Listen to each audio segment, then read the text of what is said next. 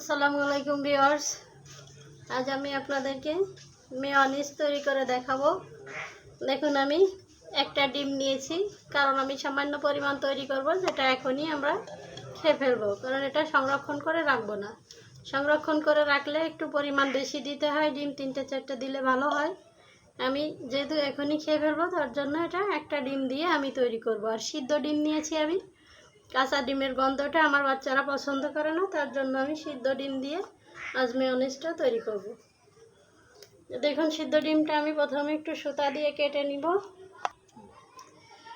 ডিমটা আপনারা যে কোনো নাইফের সাহায্যেও কেটে নিতে পারেন, কিন্তু এভাবে সুতা দিয়ে কাটলে সুন্দর হয়। আর এটা একটু কেটে দিলে ব্লেন্ডার করতে সুবিধা হবে।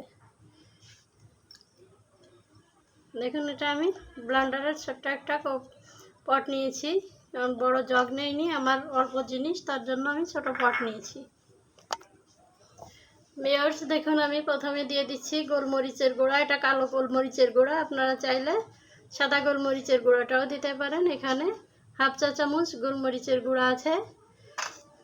তারপরে দিয়ে দিচ্ছি আমি এখানে 1 টেবিল চামচের মতো লেবুর রস। আপনারা চাইলে ভিনেগারও দিতে পারেন, ভিনেগারটা দিলে 2-3 দিন সংরক্ষণ করা যায়। আমি যেহেতু সংরক্ষণ করব না, তার জন্য আমি ভিনেগারটা দিব না। আর এখানে দিয়ে দিচ্ছি 1 চিমটি লবণ স্বাদ মতো, আর 1 টেবিল চামচ চিনি। আমার ডিম কম, তার জন্য আমি সব কিছু পরিমাণে কম দিচ্ছি। আর এখানে দিয়েছি আমি 1.5 টেবিল চামচ গুঁড়া দুধ। গুঁড়া দুধটা দিয়েছি স্বাদের জন্য, এটা কিন্তু সম্পূর্ণ অপশনাল। এটা আপনারা চাইলে দিতে পারেন, আবার স্কিপ করতে পারেন। আর এই যে দেখুন, আমি দিয়ে দিব সয়াবিন তেল।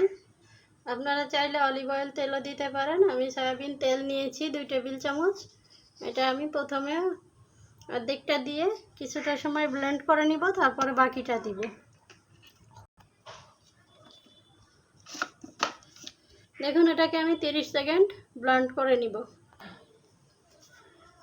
ভিউয়ার্স, দেখুন, আমি 30 সেকেন্ড ব্লেন্ড করে নিয়েছি। এখন আমি বাকি তেলটুকুও দিয়ে দিব।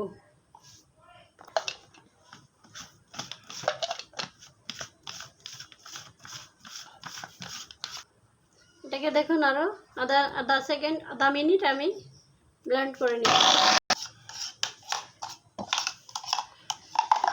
ভিউয়ার্স, দেখুন, মেয়োনিজটা কিন্তু অনেক সুন্দর হয়েছে, আর খুবই সুন্দর একটা স্মেল আসছে। আর সিদ্ধ ডিম দিয়ে মেয়োনিজ তৈরি করলে কিন্তু সবাই খুব পছন্দ করে। এখন দেখুন, এটাকে আমি একটা বাটিতে ঢেলে নিচ্ছি। ভিউয়ার্স, দেখুন, আমার মেয়োনিজটা তৈরি হয়ে গিয়েছে।